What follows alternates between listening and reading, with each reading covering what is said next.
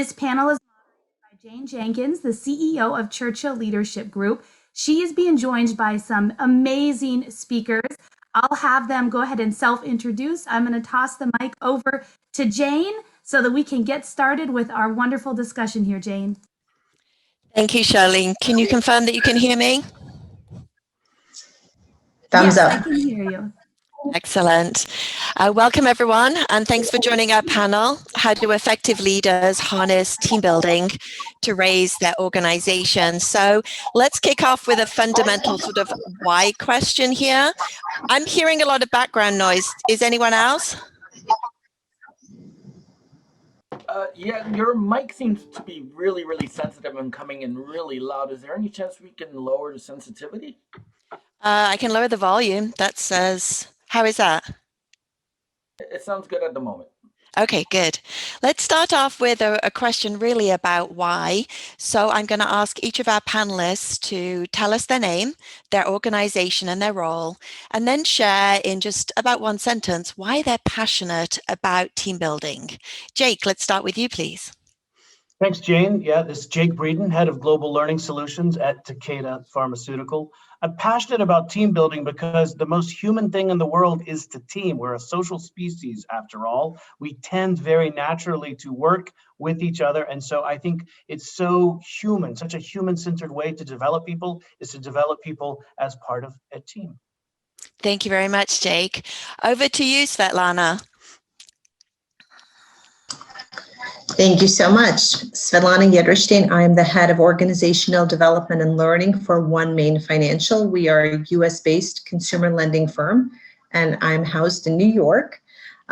Great question. I think that the potential is unlimited and unbelievable when you have a team of folks who are rowing in the same direction. What they can accomplish is really something that's oftentimes unprecedented. And so it's how do we help harness that through team building? Thank you very much. And Courtney. Hello, everyone. Thanks, Jayne. Courtney Michener here. I'm the Director of Talent and Development at AstraZeneca for our US biopharmaceuticals business. So team building, I'm extremely passionate about because it yields collaboration, empathy, and trust. And those are three critical enablers for our business performance. So extremely passionate about the topic. Looking forward to the discussion today. Thank you so much for those sort of grounding and why we chose to be here today. I'm Jayne. I'm the CEO of Churchill Leadership Group and lead a team of over 200 executive coaches around the world that deliver leadership and team development for organizations. And my view of team building is the data tells us that only 10% of teams believe they are really high performing. So there's 90% untapped. And teams is where the work happens in organizations. So why wouldn't we really prioritize team building? Let's make the assumption that team building is we invest in teams so that those teams grow and perform better. We're now going to focus on three more specific questions and ask each of our panelists to take one of them. And depending on the answers, I will double click to take us a little deeper and see if our other two panelists have more to add. And Jake, let's start with yourself. Please tell us a story of a leader that you've known who's invested in team building, and then as a result, there was a real clear impact on their organization, please.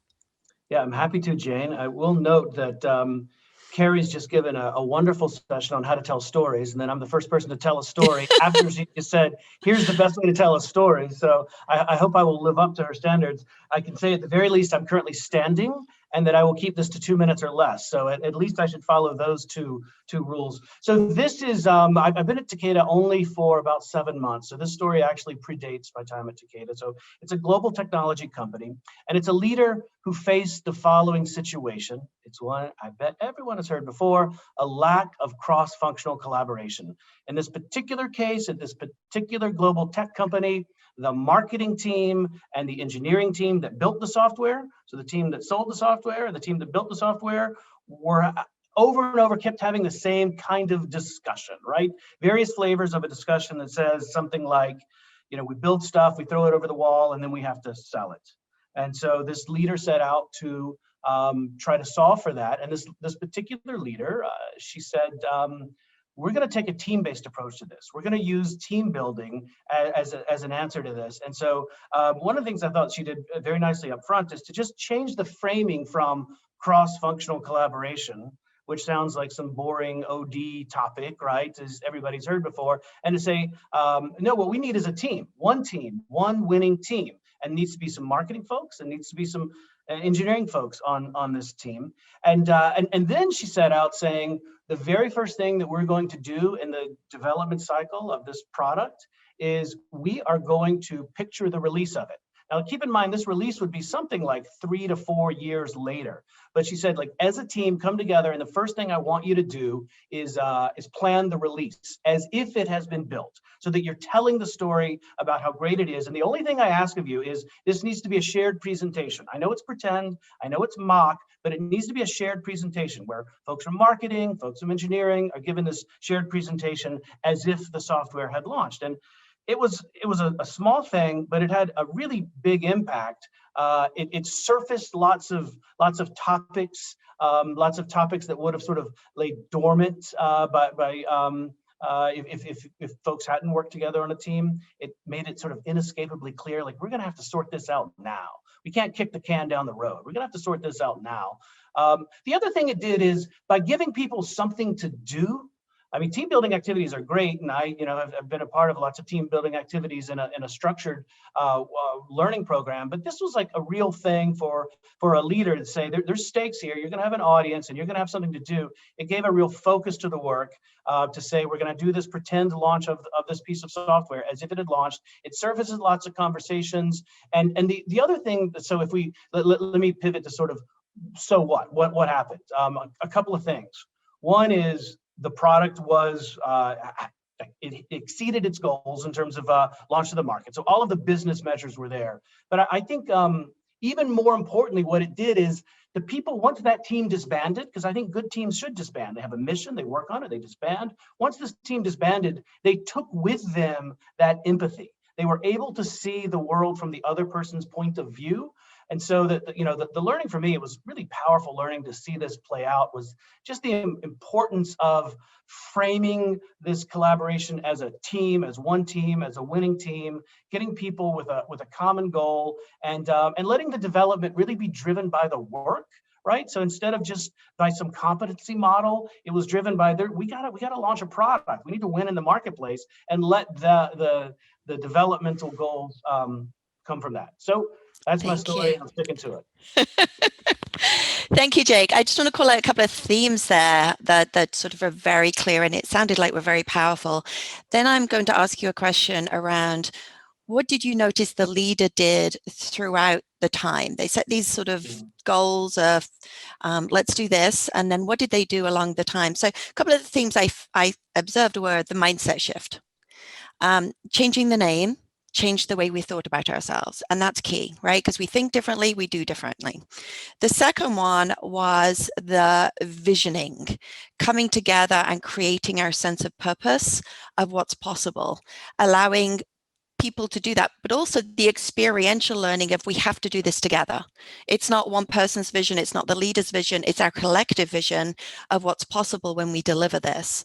And so as we hear more and more about the complexity of teams across the globe, ways of working, complexity of the business, a couple of really sort of concrete best practices there for people to take. What did the leader do along the journey? Yep. She wasn't that involved. I have to say, she was heavy involved up front, sort of in structuring it and then framing it. And then she got out of the way, right? She let the team kind of go through that old storming, forming, norming stuff. Like, it's gonna happen, whatever version of team formation, whatever your favorite version is, it's gonna happen. She was super clear on the framing. She was super clear on the intent.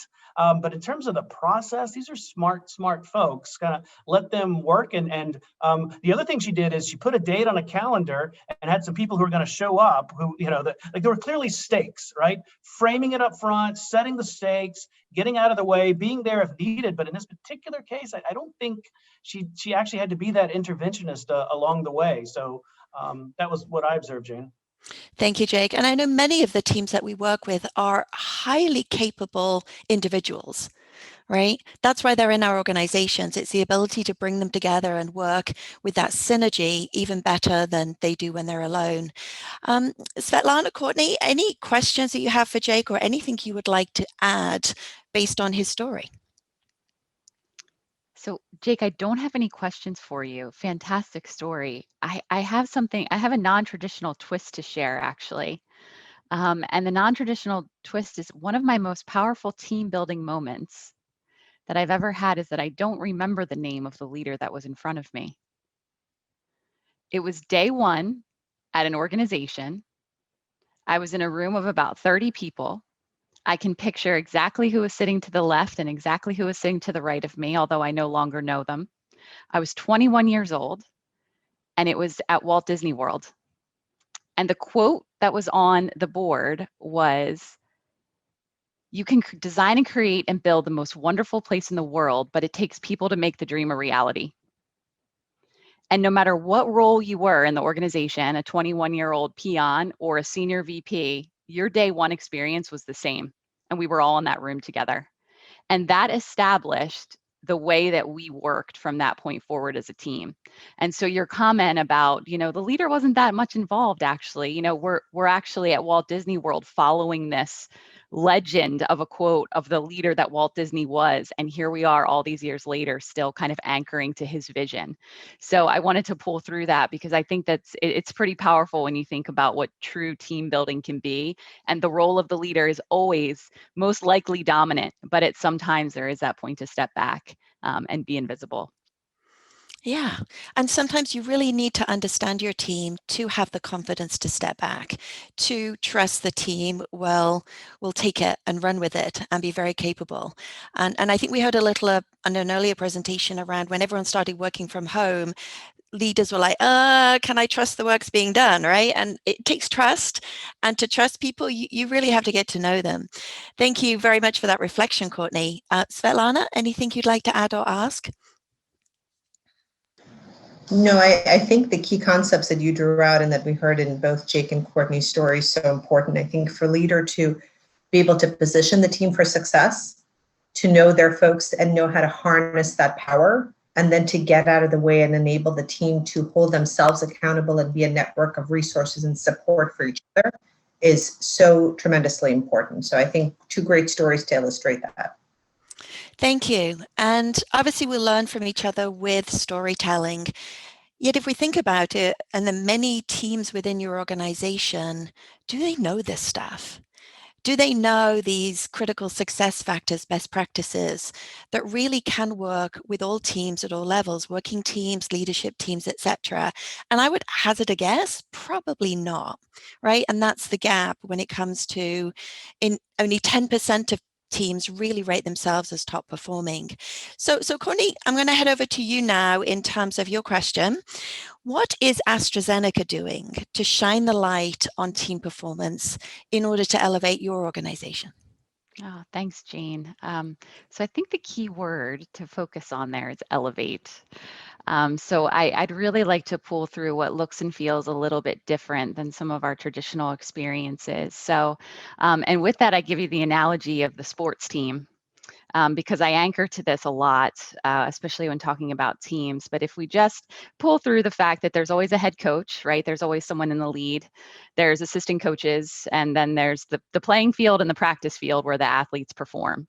And so in the commercial business, we look after that extreme critical play of the game where the handoff from the commercial business goes to the patients, right? To the providers that get that to the patients. It's critical, and we take that very seriously. So with that in mind, the first example that I think you can garner some light into your own organizations is the concept of a senior leader transition lab. And so that sounds very isolated because we really are talking about one person, but the intent is that that focus on one person cascades throughout their team. So a senior leader transition lab is set up for an individual who's taken on a new role. They may be an internal talent or an external talent. It will vary based on their experience and familiarity with the organization. They're supported by a coach. They're supported by a team diagnostic. They're supported by understanding their org structure, what their demands are, creating a 90-day plan, and they're looked after for the course of a year quite intimately for that leader. It then cascades to the team, where that team diagnostic, they start to gain some insight on how they're performing together, what their strengths and weaknesses are. And the leader, therefore, starts to understand where the focus is on his or her team. That team diagnostic then cascades right down to the athletes on the field, the people who are sitting under those individuals in that case, and consequently all the way through.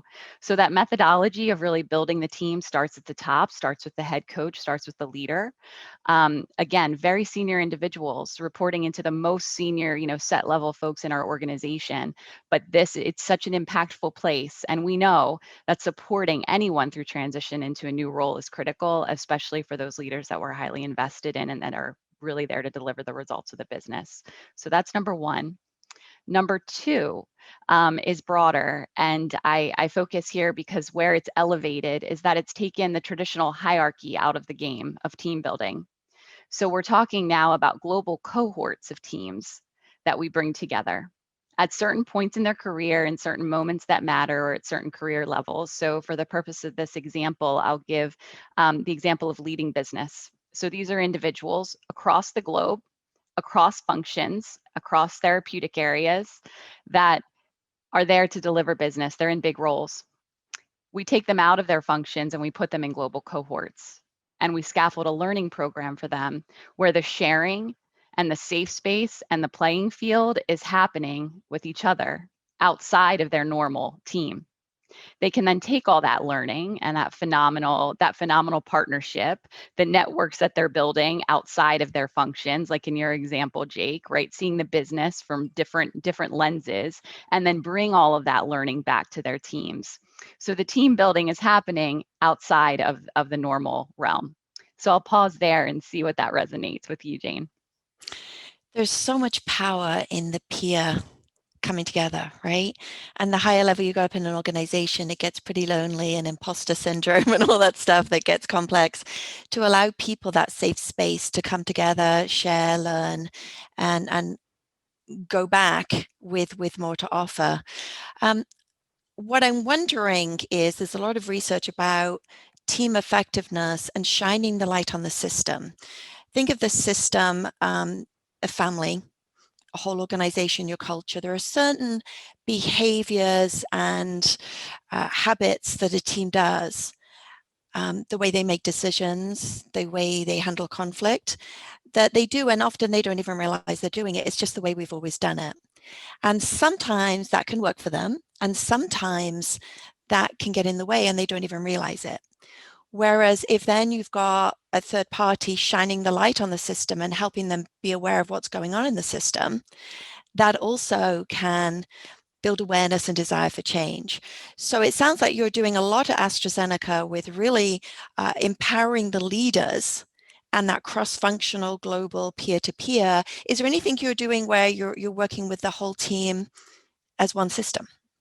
Yeah, absolutely. So there are some key concepts to pull through in the way of team effectiveness and team workshops and team diagnostics, which are much more generalized and much more, I like to call them off-the-shelf offerings, where a leader can truly take down a workshop in a box, right, where all of the materials there and lead their team through that organic team building exercise. So that is there. There's always more to be done, and I always pull through the word differentiated, right, from my educational days. Team building is differentiated. It can change the moment there's a new joiner or a leaver or a new leader. This is always an agile process. So it has to be always at the ready and always top of mind. So the more you can do to provide those in your organization with that off-the-shelf content to pull down to go into execution and workshop mode, the better. And also fully support, Jayne, that external lens sometime is really critical to just cut through different ways of doing things and shine the light on the team members to look at themselves differently as a whole system and unit. Having spent 20 years at AstraZeneca myself, I'm very proud of all the great work you're doing, Courtney, and of course for the vaccine. Thank you. And it takes a village, right? I am one person in there. Yeah, Thanks, I remember years ago going off sick and worrying because I was off sick, and someone said, "We've got 40,000 people. Go be sick." Svetlana and Jake, any thoughts or adds to what you've just heard from Courtney? Look, one thing I'll say is you could just tell as Courtney shares her point of view, it's fun, right? It sounds like there's fun when the teams get together, and just that's when you know you're really connecting down at that human level, right? When people are laughing, and that camaraderie that comes, the same sort of camaraderie in a team sport, for example. So I think it's a real privilege to be able to get to help people have fun, because you are helping them reconnect to their humanity and make work better for themselves and others. So really like your response, Courtney. Svetlana? I would just piggyback off of what Jake is saying. I think when you're having fun, you're feeling energized. You're feeling like you can be your best self at work, and you're probably spending more time with that team than you are with your family, or at least Monday through Friday. And so you want to make sure that it's the best place for you to be your best self, and to really want to be able to contribute and to continue to grow and support each other to reach new heights. So I think that's really, really powerful. Yeah, if I attempt to sort of connect the dots a little here from what you've both said, it's that human need of people to have fun, to have quality experiences when we're together, to really be able to feed that social approach to which humans are built, right? We've seen it with social media, the way people want to come together and share and do things together, etc. And that is a huge opportunity for nurturing teams in organizations, because it feeds almost like the human soul of the way we're wired versus an alone approach. Svetlana, did you? Oh, Jayne, I was just going to piggyback off of that. I think the word that comes to mind as you're describing is that we have a need for connection. Yes. And that comes and looks and feels different, but it's a need that's absolutely there. And I've scheduled meetings that are just for the purpose of connection or processing or venting, but we need it for the soul. We needed to have that cathartic, safe place to release and then continue to move forward effectively. Yeah, as you're saying that, I'm wondering, what if all of our experiences together could feel that deeper sense of bonding and connectedness, right? And it doesn't just have to be called out as that's the purpose of this today, but we could actually expand that into many of our team interactions, because boy, do human beings need it more than ever. And connectedness is right in my top 5 of strengths. So for me, I often reflect on what was sort of the best part of my day, whereas was I at my best? And I often recognize it's where I felt really connected to others, from the purpose and the environment of the work. So thank you. Okay, so Svetlana, back straight to you with the question that we have for you. Like your peers here, and as head of OD and learning at OneMain Financial, you keep an eye on the current trends and the future trends of what your organization needs for talent development. What trends are you seeing around team building? So great question. Burson by Deloitte has been publishing a lot of research on the future of work and how that's evolving, how roles need to evolve, how skill sets need to evolve. And one of the things that they've been talking about for a while has been the network of teams and how that very much is the future. And as we think about how work oftentimes gets done, it's teams coming together, cross-functional teams, all different folks who may or may not know each other, who may or may not have a history together, coming together for 4, 6, 12, 18 months to accomplish something. And so our effort, our work is really, how do you help leaders set those teams up for success really quickly from day one? Because oftentimes they're doing important work. There's high visibility. There's a lot at stake. So how do you help those teams come up with a clear purpose? What are they working towards? What's the goal? What's the expectation? What's the desired outcome? How do you help them think through role clarity and who's responsible for what and what that strategy and that plan is really quickly? How do you bring them into that conversation through decision making and empowering them so that they have a sense of ownership and buy-in as to what they're working through? How do you also make sure that folks feel safe enough to challenge, pose their views, and not fall into groupthink? So thinking about it from an unconscious bias perspective, how do you create a place where diverse thoughts are welcome and encouraged? And there's a sense of psychological safety that I can push back regardless of who you are, how senior you are in the organization. So all of those things become really important, and then they're elevated even more with us being virtual. We can't get together in the same place. We lose those informal points of connection, which often we crave while we're at the buffet line getting lunch while we're getting coffee, while we're waiting for an elevator, or at the end or start of a meeting. So how do we make sure that we're continuing to invest in team building in very creative and perhaps a little bit different ways, especially while we're remote?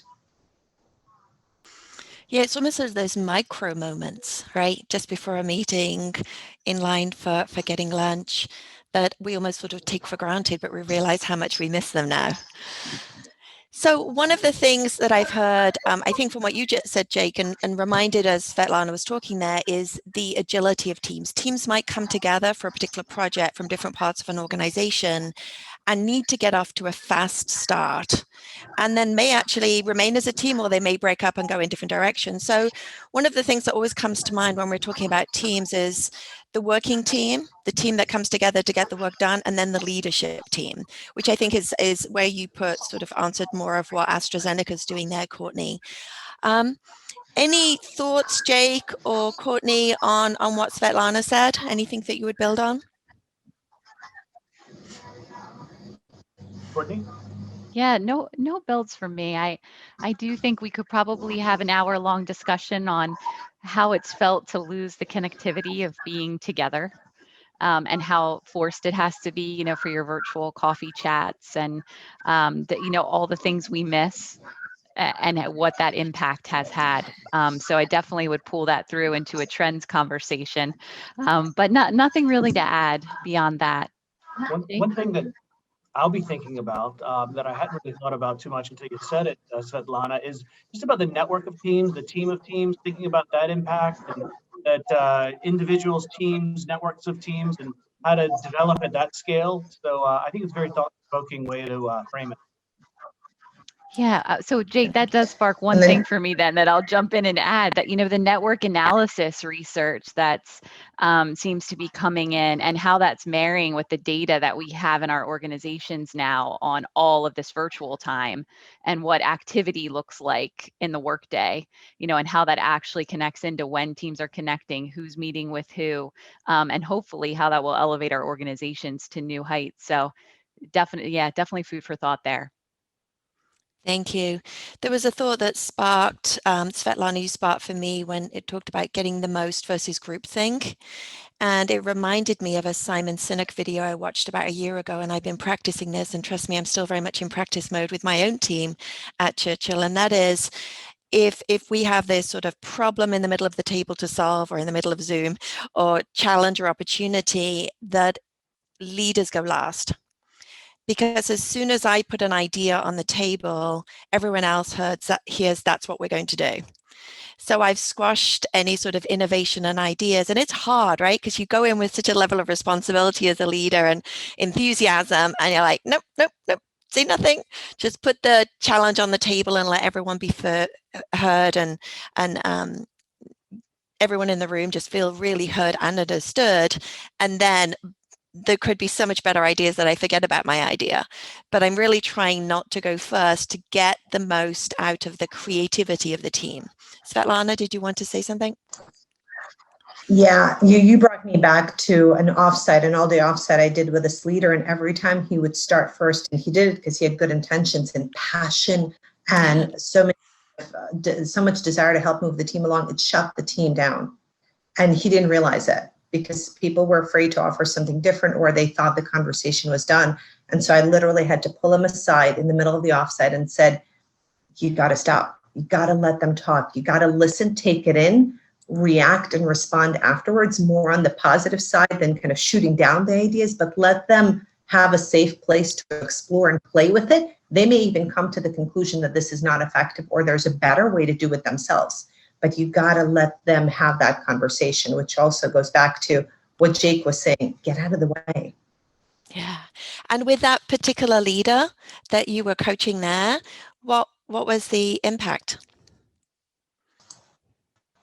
Huge. He didn't realize he was doing that. He didn't realize the impact it was having on the team. And then he got mass kudos for the offsite, because from their perspective, it was drastically different than anything he'd had before. And he kept bringing me back, well, you coach me because you're seeing things I'm not. Yeah. And it's how do you shine a mirror or help them understand what they're doing, where it's effective and where it may not be. Yeah.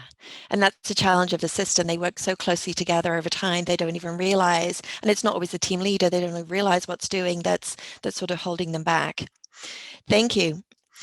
Do we, Charlene, have any audience questions before we go into some of the final questions here for the panel? We don't at the current moment, Jayne. Thank you. One of the things that we invited each other to do for the panel was to share a practical tip, something very concrete around a team building activity that you have experienced or done with teams that you think our audience might benefit from. Who would like to go first? I can go first. So back in my days, I used to work at a major academic medical center, and I ran a leadership program for physicians and surgeons. And one of the really fun activities we did with them is we put them in groups of 5 or 6 or 7, gave them about 5 to 10 minutes, and we asked them to find one thing they all had in common. Can you imagine? Really international mix, all different specialties, different type of work. And they just started to spew, I like this, I came from here, I like this kind of food, I like this kind of music, I love to travel here. And they found the most interesting things in common for that little cohort. But they started to make connections. Someone loved cooking Mexican. Someone loved to travel to the Far East for a month in the summer. And it was a way to help them establish ties and deepen relationships very quickly. Fun exercise. I think I've seen something similar. I think it was a Heineken advert years ago where they had to learn so much about each other to find that common thread. It was energizing. Thank you. Love that example. So I actually have a prop here. I'll hold it up. You might not be able to see it. No, probably not. It's a little book. It's very tiny, and it's called The Book of Questions. Super simple to start a team meeting, get to know your team better, very informal and very fun. And there it literally is a book of questions. And you yourself could pick it up and choose a question to start the discussion with, or you could pass it off to someone else, let someone else on the team pick the question of the day. It's non-work related. It's very lighthearted, and it really helps with connectedness. You get to know your teammates in a different way. So super simple and easy to pick up that one. It's about $6.99 on Amazon if you need it. The Book of Questions. The Book of Questions. Yeah. Thank you so much. It reminds me that we don't have to make this too complex, right? We know from Patrick Lencioni's work that the foundation, well, the 5 functions of a team are critical. The foundational one is trust. We'll also maybe call it psychological safety, the ability to be vulnerable with each other as well. And getting to know each other is a big part of speeding up trust. And it doesn't have to be complicated, right, Courtney? It doesn't. It can be so informal. And those little informal moments move the needle for the team. Yeah, I remember being in China with an executive team a couple of years ago, and I took these balls, and they are thumb balls. So where your thumb lands is a question, and so you throw it, and I couldn't get the balls off them. Like they were so in need for fun and get to know each other, and it was just a real signal to observe that they needed more of them. I think I left about 7 balls with them when I actually flew back to the US. Thank you very much, Courtney. Jake. Sure. Here's one that I found to be effective with very analytical, more introverted audiences, which is sometimes difficult, right? So if you took us, we'd probably be happy to just form a team and we'd do anything. But we had a group that was very analytical, very introverted, and so we sort of met them where they are and their preferences. And the activity was create a graph. And on the on one axis, on the x-axis, is from when you were born to today. So that's time from when you were born to today.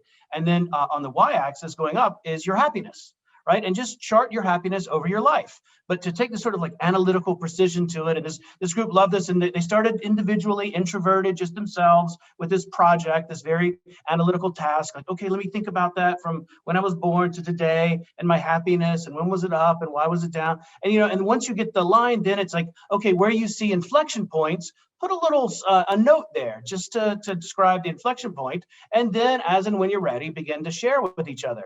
And we found like a real opening up. Like you could just tell the mood in the room changed as these very introverted, shy, analytical engineers in this particular case had felt like they had sort of control of the process as they were getting to know each other. But it did lead to some real genuine, authentic connections within the team.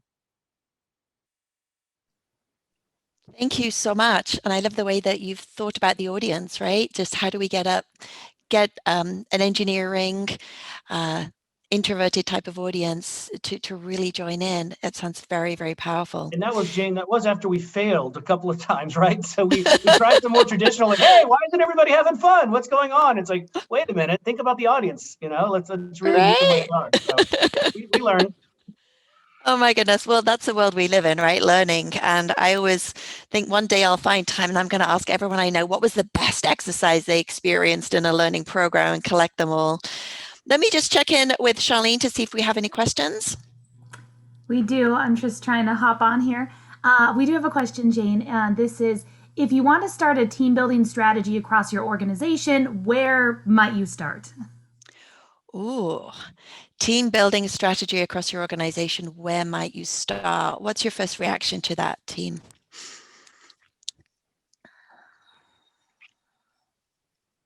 I can go if you'd like. Or yeah, please do.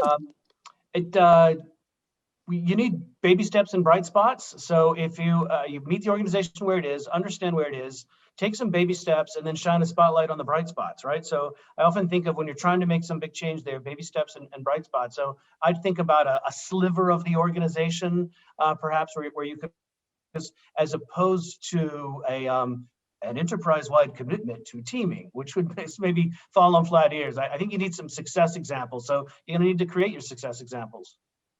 Yeah, thank you. That's good, Jake. Yeah, my first thought, Charlene, when you asked that question was, it's over-engineered, right? In a way, that might be a challenge, the challenger in me, but I'd really want to unpick that a bit. So the strategy part, I think, like posting the vision for the fact that you want high performance teams in your organization, I think is very bold and appropriate. I definitely would be challenging how to do that and thinking that there was some overarching way to always do that right.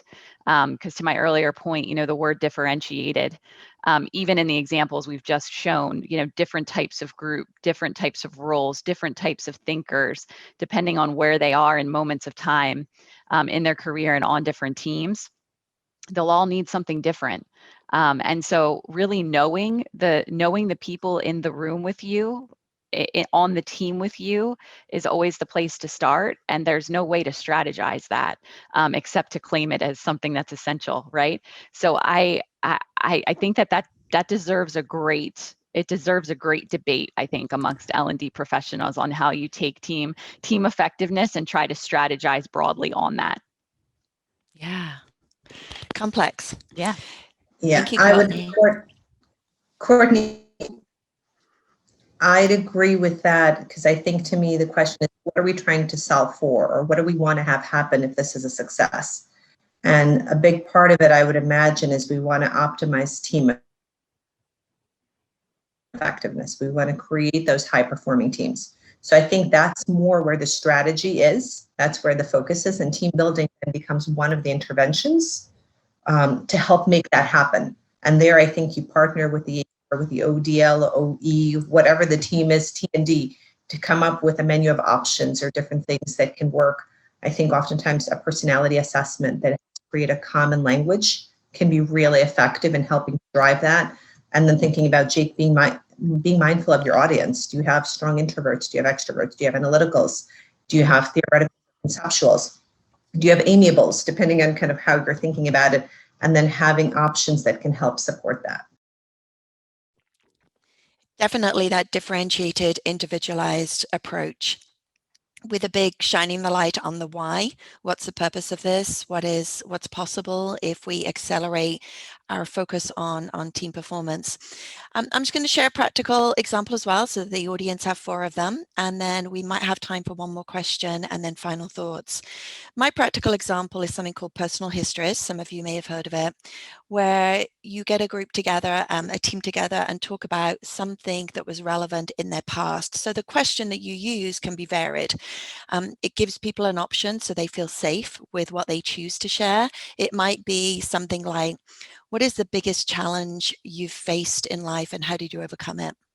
So it has to offer a little vulnerability, but people again can choose what they share and give people a chance to do that in small groups and rotate if necessary. When we've done that, or I've done that over the years, I'm always surprised where people who have been working together for years were like, we've never done anything like this, or we've never taken the time to learn more about each other. And when they do, they bond and they accept each other in a different way.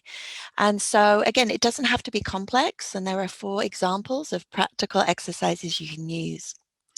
So how are we doing with time, Charlene? I think we have 3 minutes left. Is that correct?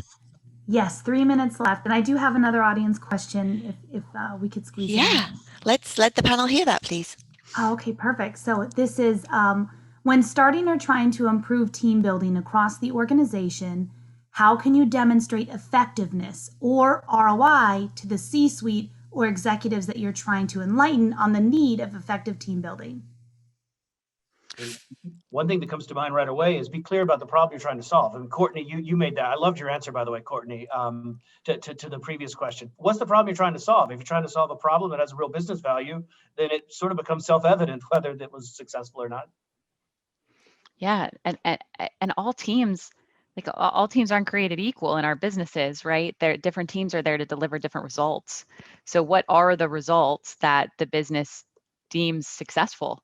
So in the commercial sales organization, that's very easy, right, to garner. Even in R&D, innovation and creation is there, but it gets a little bit more abstract as you go deeper into different areas of your business. So you have to consult on the core of the problem and then consult on what good looks like. What is the result? Why are we even intervening here? What is a team effectiveness going to drive that's going to deliver the result that we're after, to create the value creation? Again, very individualized, right? Based on function, client group, results, leader, team, etc. Courtney, that brings up something which again is fairly fundamental and extremely powerful. That's sort of starting with the end in mind. What is it we're trying to solve for? Where is it we want to get to? And what does that shift look like?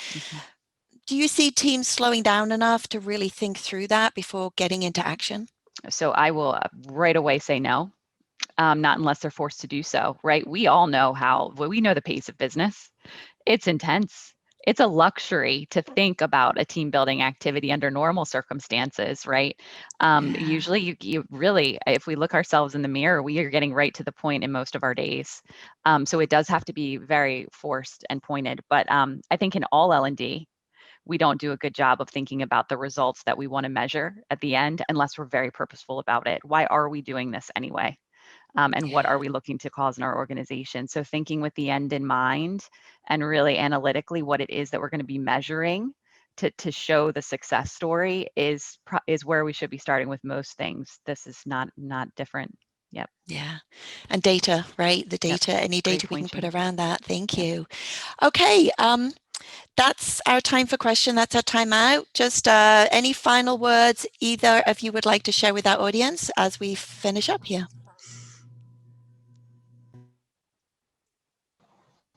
All right. Charlene, thank you. I'd say if you haven't done a team building intervention.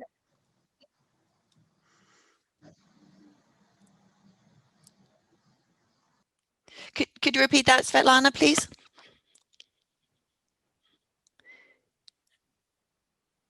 Okay. Charlene, thank you so much.